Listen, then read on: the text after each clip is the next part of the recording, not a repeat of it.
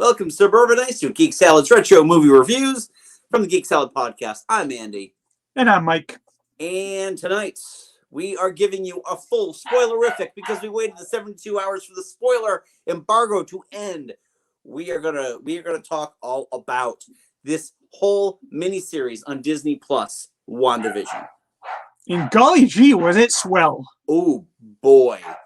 So I'm just gonna throw Hold on, I might have to go kill Sparky for a second. Okay, why don't you go kill Sparky?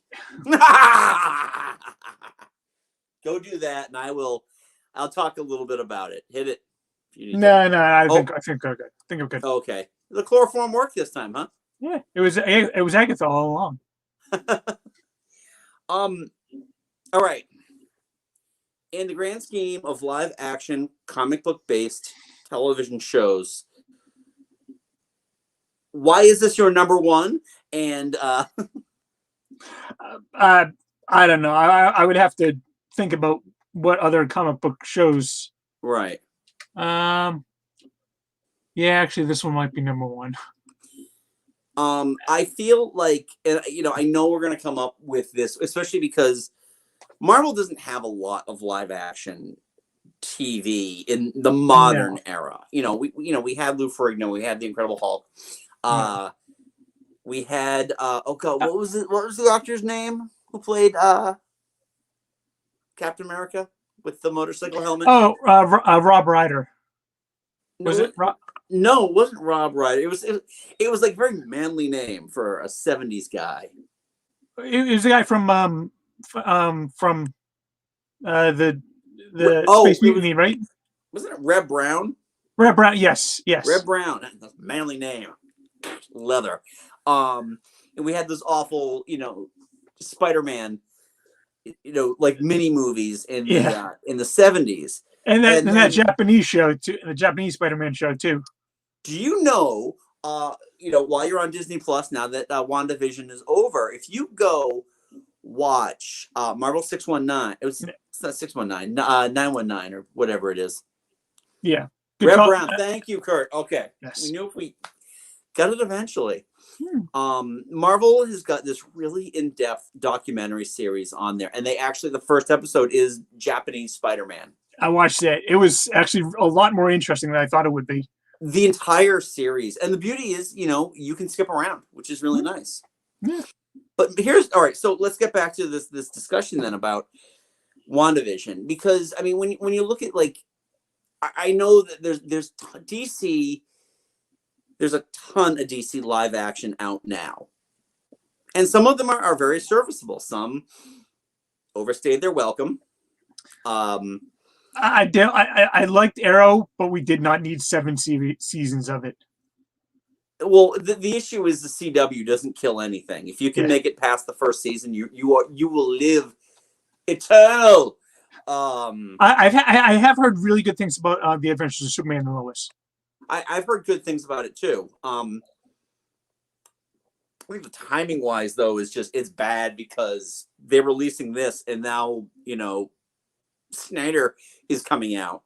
So moving on, yes. But I just feel like the issue I have with a lot of the modern comic book based shows, and this is again, I'm throwing this my majority, it's unfair, but it's not. DC puts out more of these. Their CW shows tend to be, here is your hero, and here is his group of sidekicks and friends. Yeah. And I stuck through, I think, 3 or 4 seasons of The Flash, and then I'm like, this show is the same.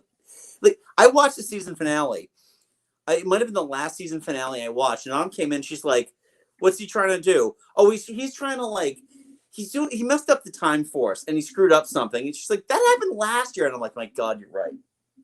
Yeah, I loved The Flash. I watched it for about 3 or 4 seasons, same as you. But pretty much those first 3 or 4 seasons, it was, I'm not fast enough to beat the guy who's even faster than me.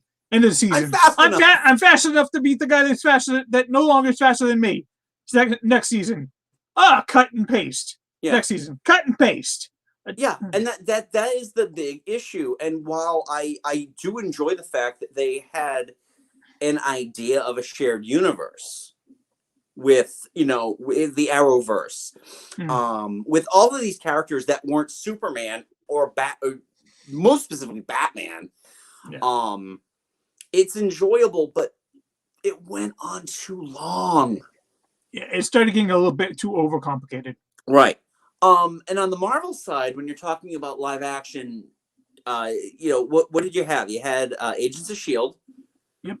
Which we've said this before, really found its footing after Winter Soldier came out, because now you could throw the element of Hydra in there.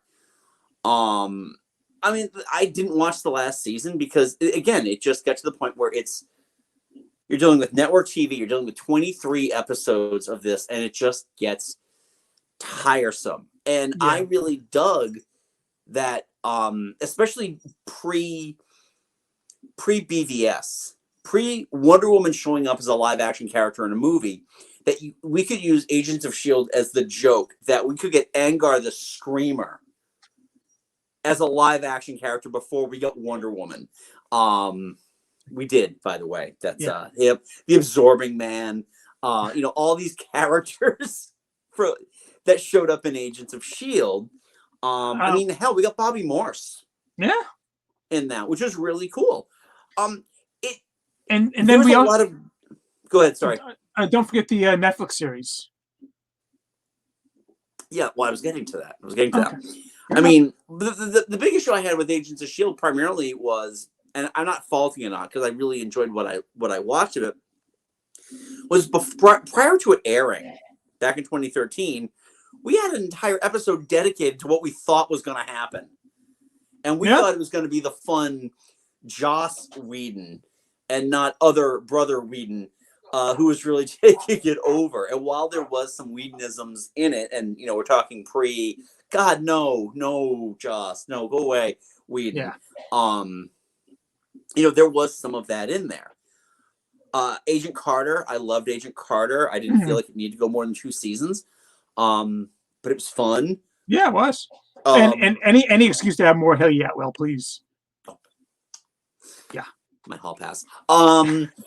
So, and then you talk about the Netflix series. So we had stuff like Daredevil, which is hands down the best out of all of them. Luke Cage, second best. Jessica Jones, and Iron Fist.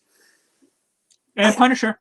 And you know what the funny thing is? I couldn't get into the Punisher. And my old coworker Patrick put it the best way. It's like, I started watching it. Every episode is, he's laying in bed. His wife shows up. Someone walks up behind him with a gun. And he just picks up, no! Every episode. I really enjoyed the first season of Punisher. I didn't watch the second season. I think the biggest issue I have with any of the Netflix series is the 13 episode run. It needs to be 8. There's a lot of filler. Which I mean, if you're saying that about the 13 episodes, just imagine what we say about the 24 episodes. But so, when you think about it, like, I got through the first 2 seasons of Daredevil, no problem. I got through the first 2 seasons of Luke Cage with no problem. Both of them are excellent seasons. I'm fighting my way through. It's been 2 years, and I'm still fighting my way through Daredevil season 3. I did the 2 seasons of Daredevil. I did 1 season of Jessica Jones, 1 season of Luke Cage, 1 season of Iron Fist, Defenders, and 1 season of Punisher. And I've yet to finish any of those seasons. Right. I haven't gotten through the second seasons of Iron Fist or Jessica Jones. I didn't get through the first season of The Punisher. I managed to get through the Defenders in 1 sitting, which for me is rare. I really enjoyed the Defenders. I thought they did a fine job. It was better than people gave it credit for, but at the same time, it's just like, yeah, but Iron Fist is in it. You know what? I don't blame. I can't remember the actor. Jones. Yeah, I can't. I don't blame him. They gave him like 2 months to become the world's greatest martial artist. Right. It's kind of half expecting Kurt to like pop up in their fingers. Yeah. It didn't. I'm just saying I'm half expecting this going to happen. And that brings us now to WandaVision. WandaVision is so different from anything you can imagine. I couldn't describe WandaVision to anybody and do it justice. At its heart, it's a continuation of an Avengers storyline. Yeah. At its heart, it is the continuation of the aftermath of what happens after the blip. Yeah. At its heart, it's the story of a woman just in complete and utter depression. Yeah, exactly. And how do you cope with that loss? Yeah. And as we found out, and again, this is all spoilers. So if you haven't watched it, thank you for tuning in. I appreciate that. Definitely give it a try. You can now binge it, but I would ask two episodes at a time. Let it sit, let it marinate. This is not a bingeable show. I would say to actually watch the first 3 episodes in one shot. Oh, okay. Take a break, because the first 3 episodes kind of like one arc, and then after that, take like 2 episodes at a time. Yeah, okay. Or you can do 3, and 3. Yeah. But just take a break. What we're asking is don't spend 6 hours watching this whole thing. Take a break and watch 3 at a time, marinate. 3 at a time, marinate. Yeah. Mainly because this gives you a lot to absorb and a lot to think of. And it throws a lot of misdirects. Oh, yes. Dude, we totally got Mephisto'd. And it is one of the beauties of this show was it immediately began to generate conversation and generate theories, none of which came true. Most of which did not to a true theory that it was Agatha. Agnes was Agatha Harkness, which I kind of called it the trailer. Yeah, I mean, pretty much everyone kind of like everyone knew it was coming. Right. It was one of those like we're not 100%, but we're like 85% sure. Right. But we didn't know what her role was in this whole thing. And that was the beauty of it, because they went against the comic book grain, which means that a certain former coworker of ours, I have not yet deigned to ask, what did you think of WandaVision, without being told how off it was from the comic books. They need to stick with this 40-year-old storyline. And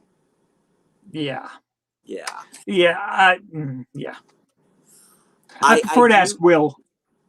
Yes, Will loved it, by the way. Yes, yes, he did. I really dug the sitcom aspect of this. Just they really seemed to get a good idea how to make them. And apparently the actors went to sitcom boot camp. Oh. Meaning that they watched a lot of sitcoms on the influential versions of all of the shows that they were spoofing. So, we know, and as we found out in episode 8, that she was heavily influenced by these growing up in Sokovia. And when she was on the run, sitcoms were kind of like her security blanket. Yeah. I'm guessing every single person in the cast and maybe even the crew were forced to watch the Walnut episode of the Dick Van Dyke Show. Yes. Well, the thing is too is that they did a great job with just the camera, like the static camera shots, the fact that the whole thing is one set, and the shifting aspect ratios. Yes, I thought that was brilliant. The fact that it felt like their house was on a soundstage, and that the jokes were really, really corny. I love that. I also love too they use practical effects to get the food to float. Oh, I love that you could actually see the strings. That was beautiful. And the whole dude, I got quite a few laughs at the magic show. Yes. The I'm trying to remember what was the episode 2 was a parody of what? Bewitched. It was Bewitched. Well, I mean, there was a little bit of Bewitched in the first episode as well. A little bit, but the opening song felt more like a Bewitched. We're gonna animation. It was like a Bewitched. I Dream of Jeannie. Can we just take a moment to say how brilliant the music of this show was? Christoph Beck did a phenomenal job with the score and the overall soundtrack of this. I don't think that the Lopez's are getting nearly the credit that they are owed rightly. Yeah. For those songs. The show intros are sometimes the highlight of these episodes. In what is essentially to me A+ viewing, top tier viewing, those songs, just those. I mean, they outdid themselves on episode 7 with the Office parody. I really love. They essentially did the Office on a theremin, which was beautiful. Actually, while we're on the music, is funny story. When I first started watching the very first episode, I didn't realize I had accidentally shifted the language to Dutch.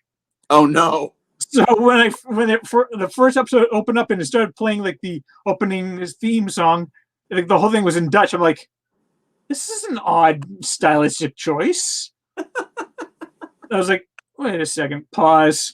Oh, flipped it back. At first I thought it was intentional. I was like, this okay, they're really going weird, aren't they? That reminds me of the thing The Onion did with The Crown, saying that I never, question. I never knew that the royals were so fluent in Spanish. Answer: check your audio settings. You're on the Spanish setting. But I mean, I genuinely think that they should at least be nominated for an Emmy for music.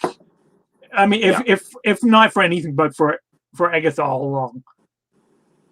That song has been hitting the iTunes charts like a hotcakes. It is the #1 song on iTunes. That is how insane. All right, so I just want. How insane is it that, and this would have never been on my COVID bingo card, by the way, that a 1.5-minute long Monsters parody from a Disney Plus show would be the #1 song in the country. I just saw this on like Twitter this morning. I forget who retweeted it, but someone posted a TikTok video of them. A woman she was just in a grocery store, and she just sang out, "Who's been messing up everyone?" And then she paused, and someone just in another aisle said, "It was Agatha all along."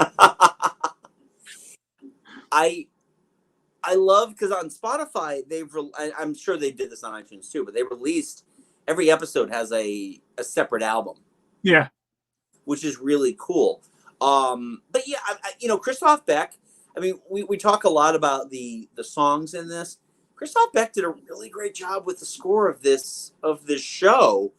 I really loved it because I also love the end credits music. It sounds like it could be Danny Elfman, but it's not Danny Elfman. But it doesn't sound out of place.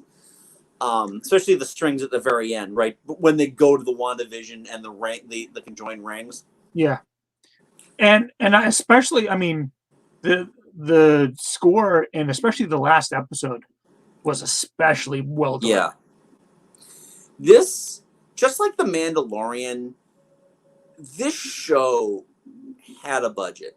It didn't have a TV budget. It felt like this had a feature film budget. And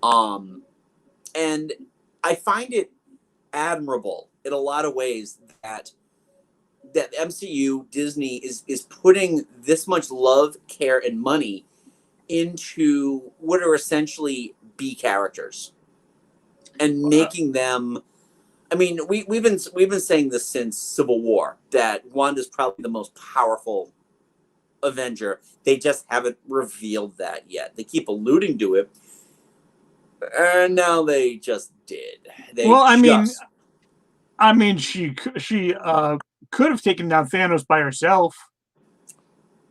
Could have been very possible. You know, I mean, Captain Marvel did pretty well too on her own. Yeah. It's only after he grabbed the Space Stone out of the gauntlet, punched her with it. Power Stone. It was a Power Stone. Okay, sorry, can't keep them straight. Yeah. But yeah, the fact that I really, first of all, I love the chemistry between Elizabeth Olsen and Paul Bettany. Oh, absolutely. I am so happy Paul Bettany found this. I've always thought he's been a very good, capable actor. Master and Commander is one of my favorite movies. I absolutely love that movie. I always thought pre Heath Ledger, I always thought Paul Bettany would make an excellent Joker.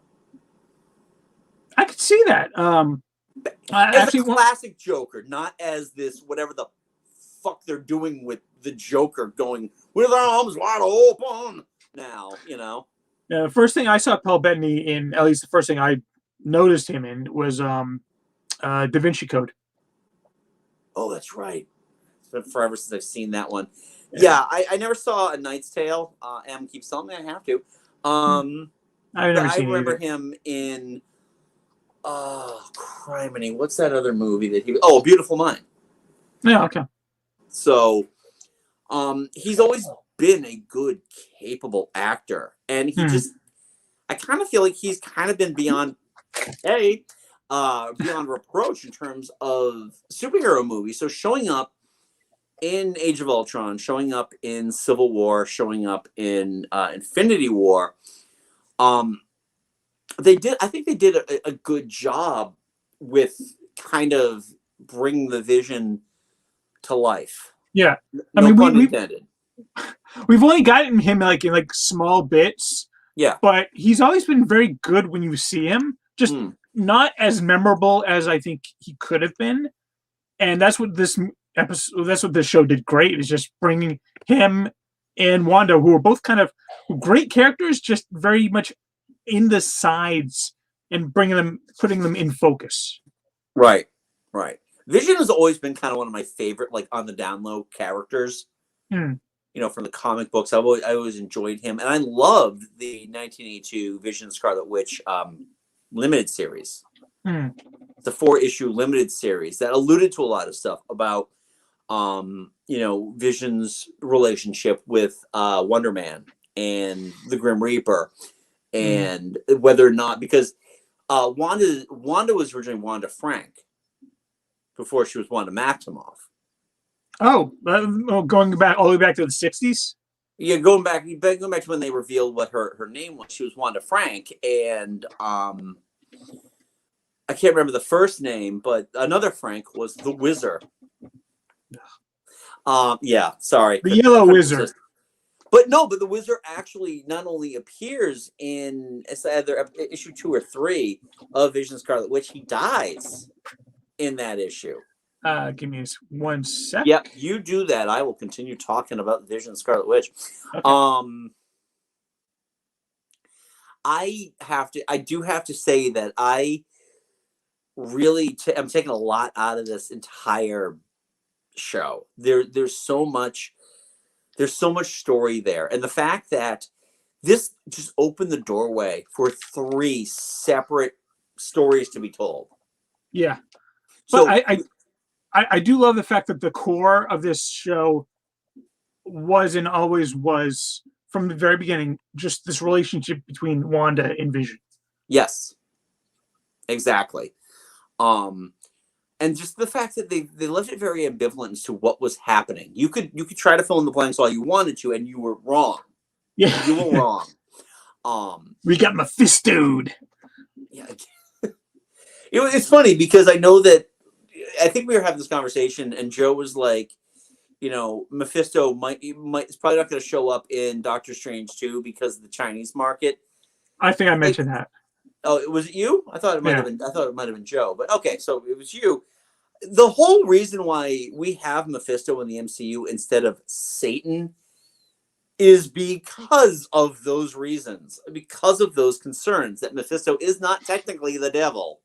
Yeah, He's their stand-in for the devil. Yeah, I think with the Chinese market though, I think he might be too close for comfort. Yeah, red hair that looks like horns. Yeah, okay, I understand that. Yeah. That's why I think we might get Nightmare instead. Makes a lot of sense, and I've heard that from the get-go. And it could be Wanda as well. Who knows? Yeah. But yeah, I enjoyed the sitcom tropes. I enjoyed a lot of the little things that they did as they went through. Then you break that barrier and you talk about what's going on outside of Westview, and you see that stuff. Episode 4. Episode 4 is where, like, because everyone was like, all those whiners like, oh, these first 3 episodes, they don't make any sense. So they're not funny. They didn't tell me any. All right, I'm going to say this straight up. If anyone's watching, please comment if you what your thoughts are on this. Because I was having this conversation with my kids tonight at dinner that I love getting to look forward to a new episode every Friday. And when we were telling the kids I was doing this tonight, and it was like, well, we're gonna have to spoil this. There was a 72-hour spoiler embargo. We've more than honored our 72 hours now. And as it is, we've kept this fairly spoiler free to be too. Yeah, kind of. We're going to spoil the shit out of it in a few minutes, but I told them that unless you have just decided that you're going to sit and you're going to watch all these episodes at once, it's like I'm not going to wait. I'm just going to watch them all at once. Which first of all I hate because it creates passive viewing. That's why I said if you haven't watched this and you are going to watch them 2-3 episodes at a time, let it marinate, and then go back. I love this. I do love every week. I get to spend a week thinking about it. I try not to voice theories because I'm almost always wrong. Fair enough. Me too. It's like that running joke that Tom and Alex have on Movies After Work, where it's just like, Tom will I could say my theories right now, and I'm going to be 100% wrong on all of them. But I just have to say that I love being pleasantly surprised. I love thinking that something was going to happen and not happening, because it not only keeps me on my toes, it makes me enjoy it more. I don't need that fulfillment that, oh, I was right the entire time. Yeah, I don't need the show to just regurgitate what the comics say, because if I want that, I'll go read the comics. Comic books. I'm watching the show. Yeah. I'm watching the show because it's giving me a new story with the characters I love. Yep. And that's the beauty of this. I have to say, there were times, and the beauty is too, is that usually if you change up scenery, like I enjoyed what was going on inside of Westview, but I also really enjoyed what was going on outside. Because we got Jimmy Woo. So happy. Not only did Jimmy Woo come back, he finally learned the art of close magic. Flourish. I think Randall Park is like one of the unsung MVPs of supporting characters in the MCU. And I want to throw this out here, that the Ant-Man series might actually have some of the best supporting characters in the MCU. It astounds me how much and how influential the Ant-Man movies are to the entire thing. Yeah. These are supposed to be the junk movies, and they tied into things, and it's lovely. Yes, they do. But yeah, Jimmy Woo is so much fun. Darcy, and I went years hating on Kat Dennings because of Two Broke Girls, because that show is just drivel. But having Darcy back was so welcome. Especially since a lot of people I get her in the 2 Thor movies, but nobody really kind of loved her in those movies.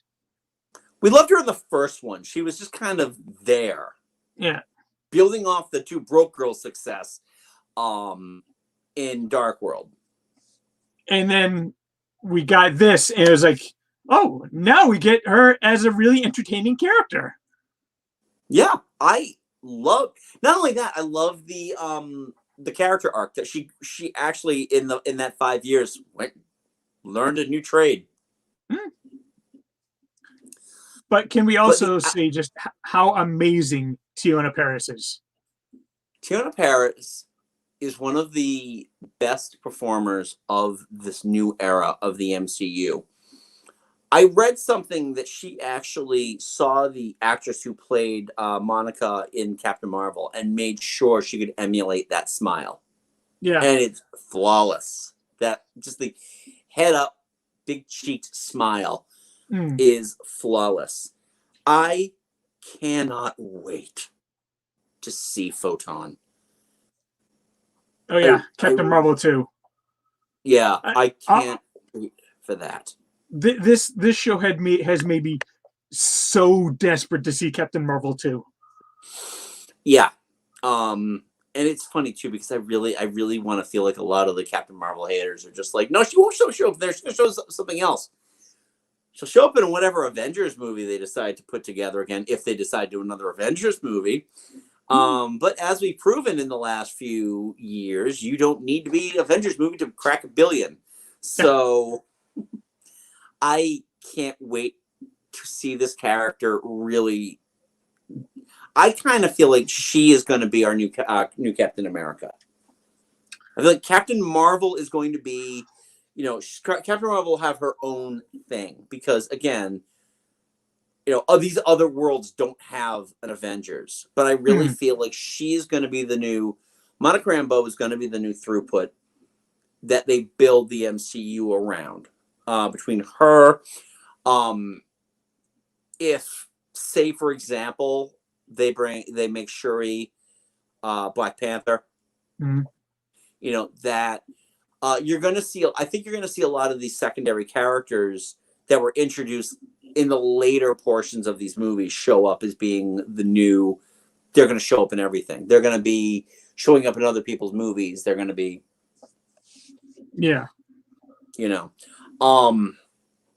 so I love that they really didn't hold back with her, but they only gave us a taste of Photon.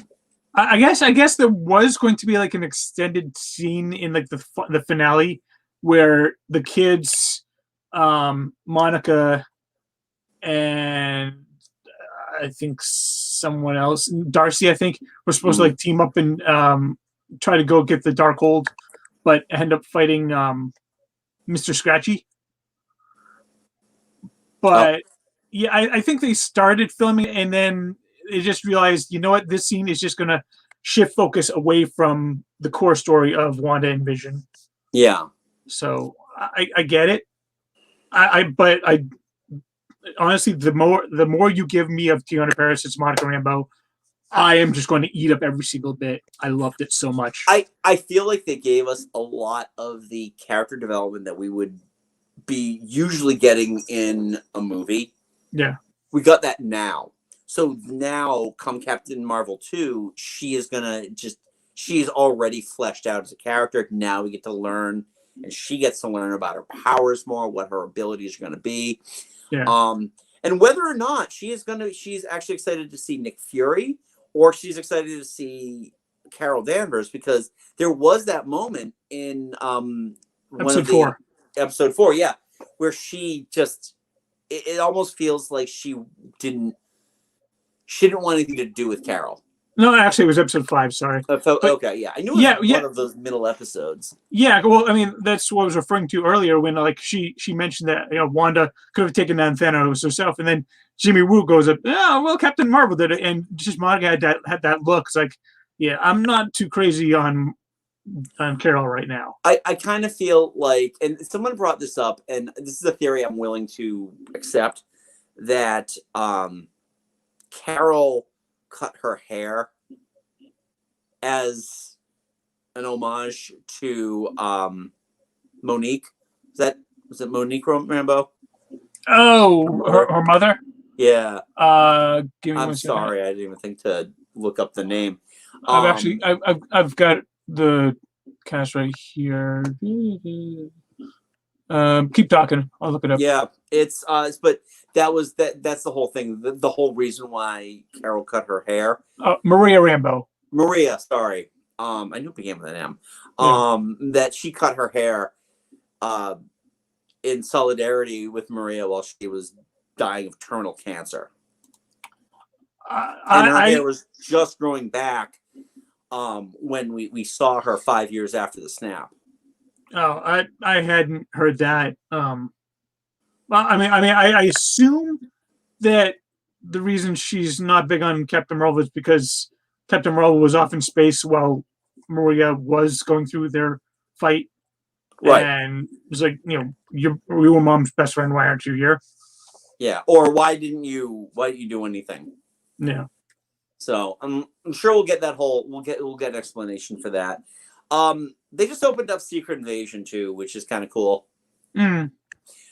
It was kind of fun to see a Skrull pop up, which I love the MCU Skrulls. I've never as a lifelong comic book reader, I've never been a fan or that big of a fan of the Skrulls. I love the MCU Skrulls. I love the fact that for the first in a very very long history of comic books, this is the first time we've really seen the Skrulls as a good and sympathetic race. Yeah, they've pretty much always been kind of assholes. Well, yeah, because it's just this never-ending battle between them and the Kree, and the Kree are no better. Yeah, but it always feels like whenever you're seeing the comic book, it's just like the Kree are chaotic neutral, and the Skrulls are chaotic evil. Yeah, and I like that it was just that they were aggressive because they were being subjugated. I love that. Yeah, all of the stuff that happened outside of Westview was great. I love the Modern Family take that they did also with after Wanda expanded the bubble, and they did that Modern Family riff, which was great. Yeah, Modern Family / Malcolm in the Middle. Malcolm in the Middle / The Office. Yeah, yeah. I gotta say, the kids. I really, really like the kids.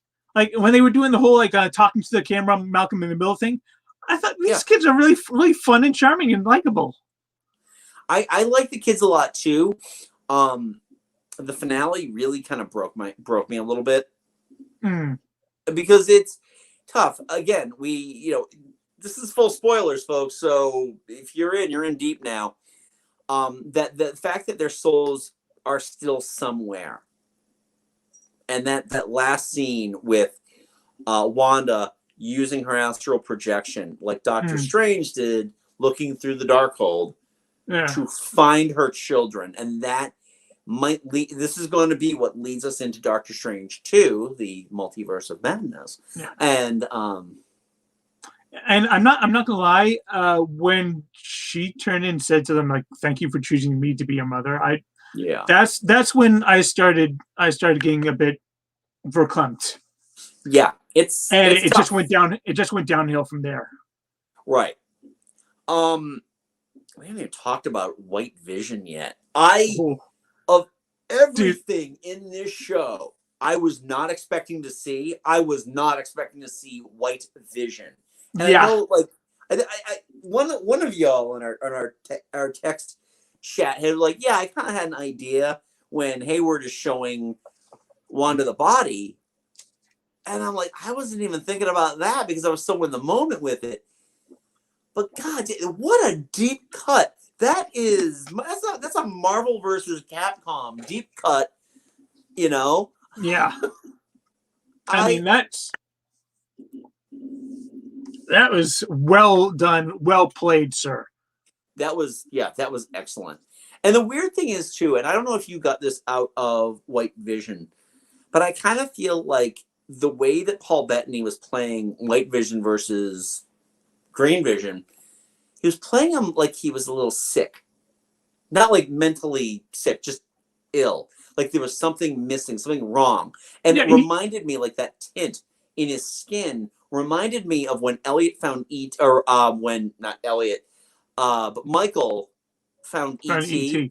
in the like in that stream where the raccoons are poking at him.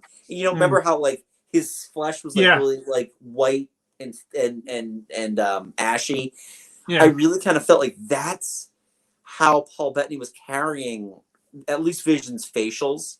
Yeah, he was playing him very incomplete. Like he always kind of had like this grimace on his face. Yeah, he was intent on his mission, but he was like there was something missing inside. And I mean there really was. There was. When he opens up that matrix, it's really cool. And again, I'm looking forward to seeing where that takes us. I love the fact that when these two robots are completely evenly matched, so the only way they can win is through a logic and philosophical debate. Perfect. The ship of Theseus. Okay. The ship of Theseus. So much we haven't even discussed yet. All right. Evan Peters. Oh yeah. Okay. All right. Now I love talk about red herring. Oh, I had to just tell my daughter what a red herring was today for that reason. I could not, my mind, because I did my god damnedest to avoid spoilers. Because up until like the last 2 episodes, I've been watching them on Saturday mornings because, I watch them with my kids. Mm-hmm.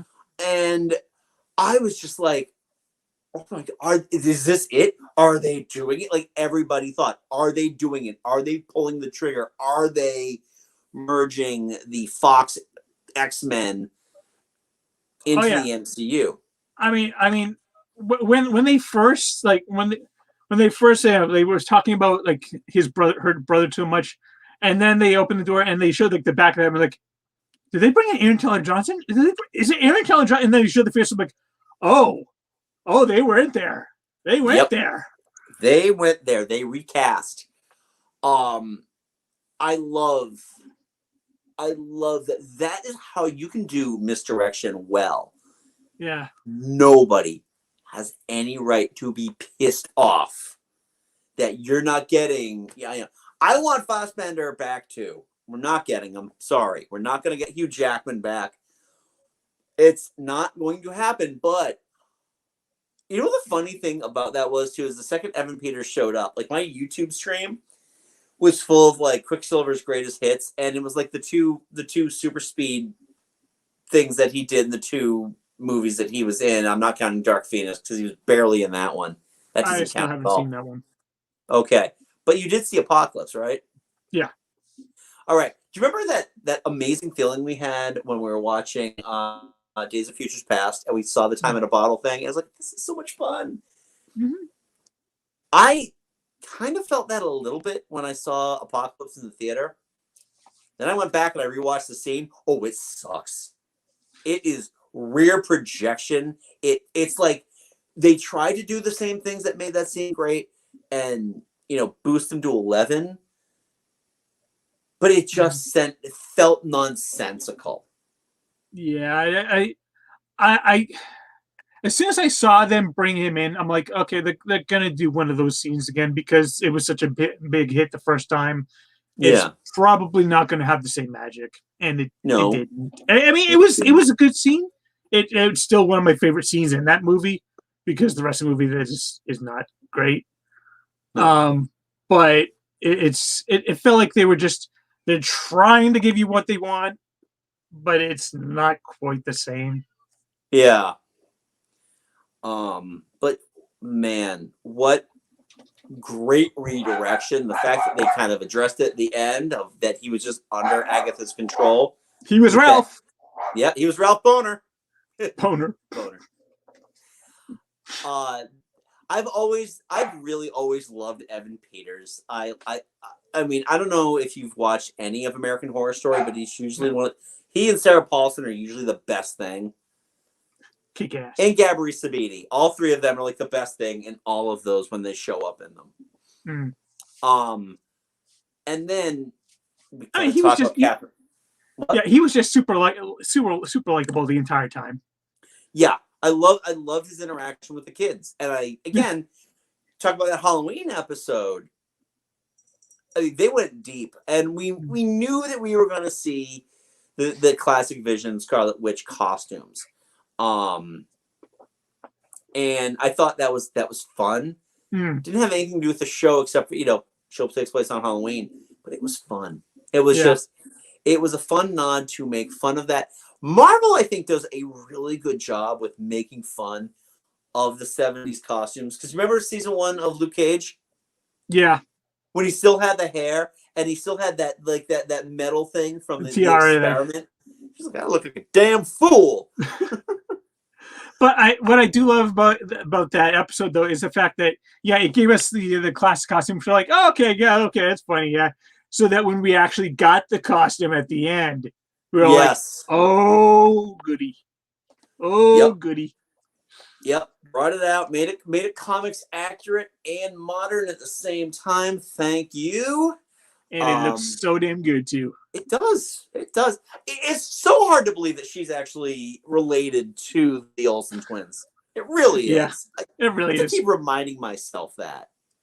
Well, they both look like they actually have had eating disorders. It looks like it.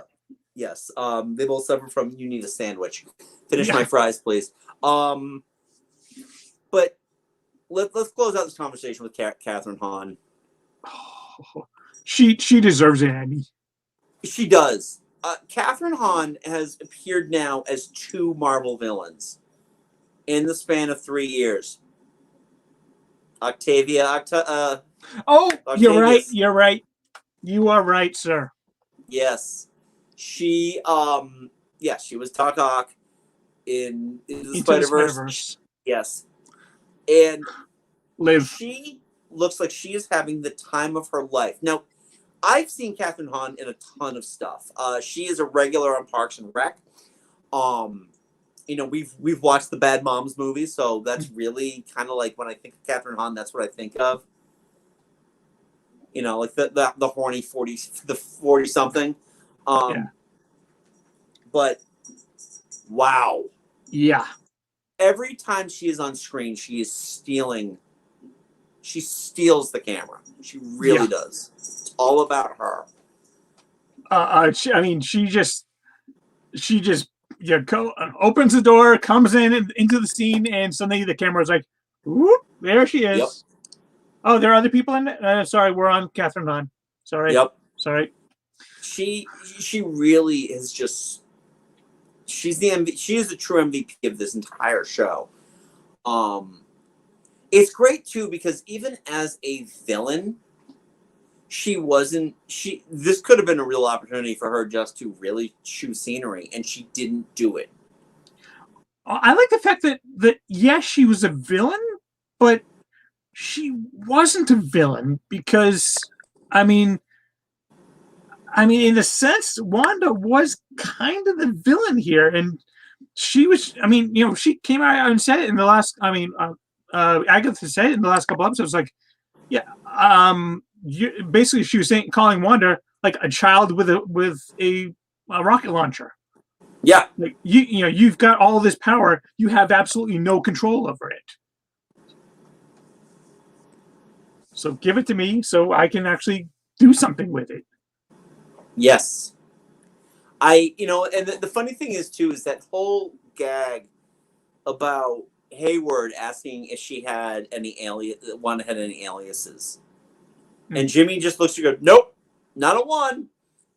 And then the end of season episode 8, you're the Scarlet Witch. Scarlet Witch.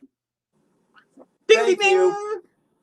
We have a name. Funny because I did the whole honest trailer thing where the second she said Scarlet Witch, like roll credits. Oh, I didn't mean now. Is that but that was also our first after credit sequence. No, it wasn't. It was the episode before. Oh yeah, you're right. Yeah, episode 7 gave us the first after credit sequence. That was episode 8, and we still got an after credit sequence because that was White Vision. Actually, you know what's interesting? We did not get any after credit sequences while the show of WandaVision was still Yes. being transmitted.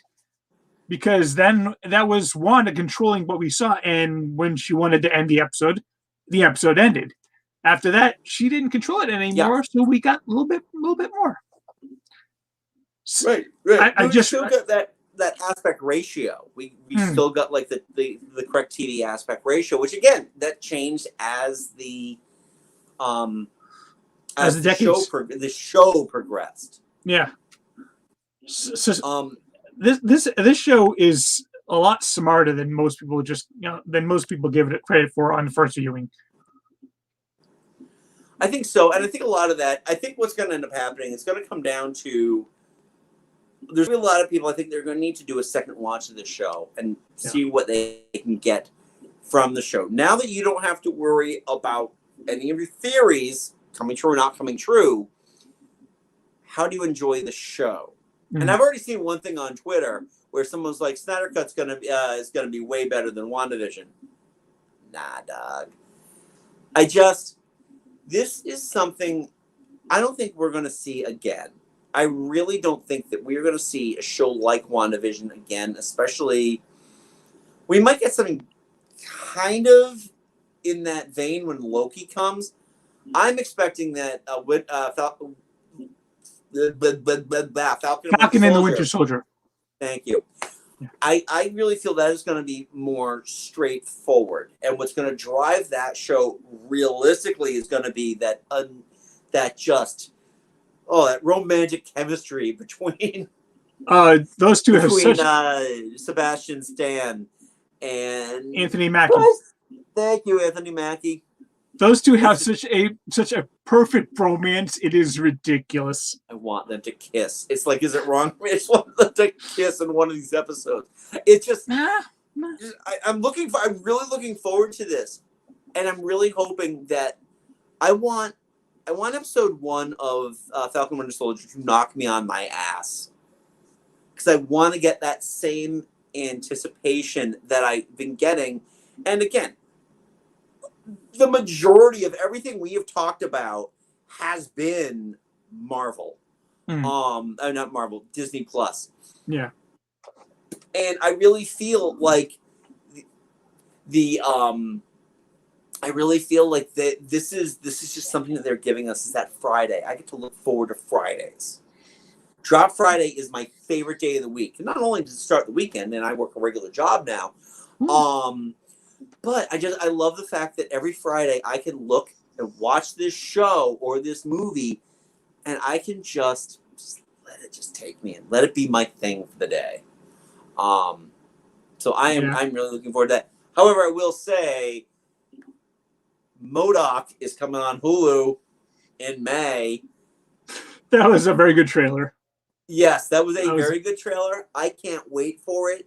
Tom and Alex, thank you so much for telling me it was out. I had no idea it was out months ago. I just saw it like a couple days ago. I thought I sent it to you. I thought I sent it to you. No, I sent it to you. Oh, okay. And it's only because Tom told me.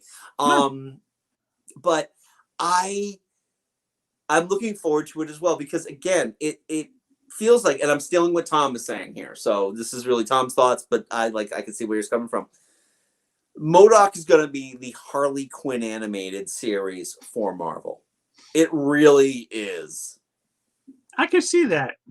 There actually is another sneak peek that came out like 2 months ago. Look for that on YouTube.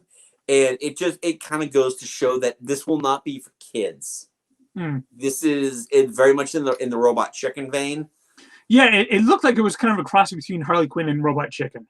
Yeah. So I'm looking forward to it. I'm really looking forward to it. But it's just, I'm so happy that, like, first of all, I just got to say this before we wrap up, because we're almost at an hour here. How fun was it to get the Marvel opening again? Like, I sat down, first episode, Saturday morning. Like,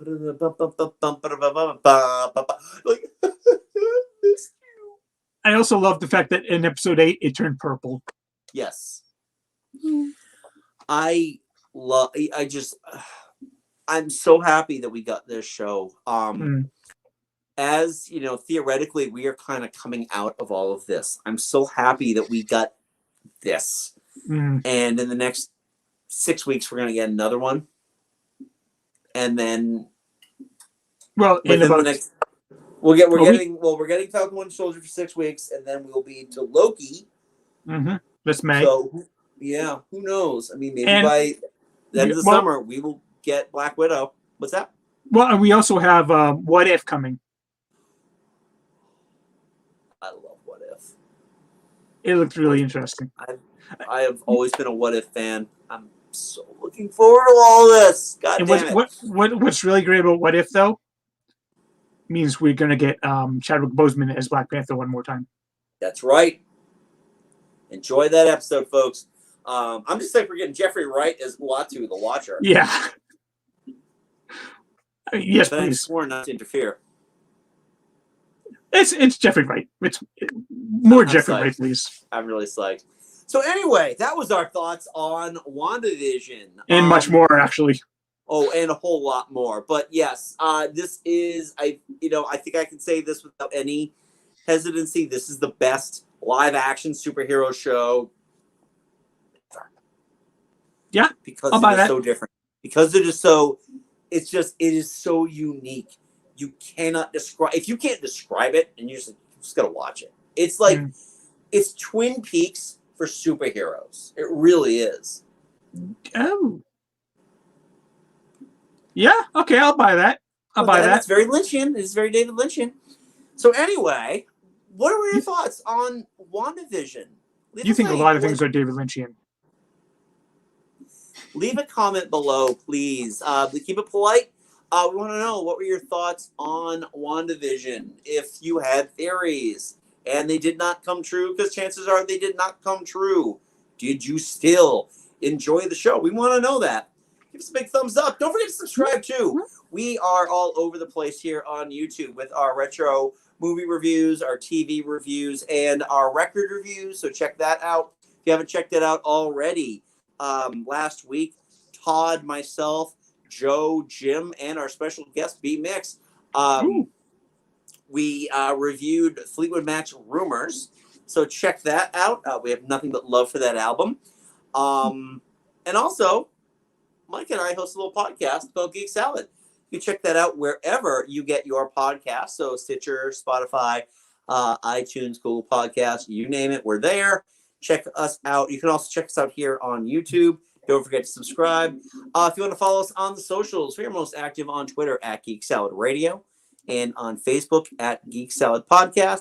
And you love us, you want to support the show, buy yourself some swag, folks. You can get t-shirts, coffee mugs with our cool Funko images on there. Go to tpublic.com, code word Geek Salad Podcast to find all that stuff. I swear to God, there will be new merch coming up soon.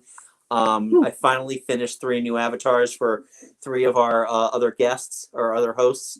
So soon. On the plus side, it appears that episode 206 part 2 has finally popped up. All right. Yay. So, but part 1 isn't there. We were only banned in Syria for that one, Mike. Well, I'm gonna have to look into that. All right, cool. You do that because I got to take care of the rest of this YouTube stuff. So, let us know what you think about WandaVision. We'll see you next week when I think we're finally gonna get back on our Pixar train and watch fucking Cars. Yeah, maybe. I think I might be seeing Raya on Friday.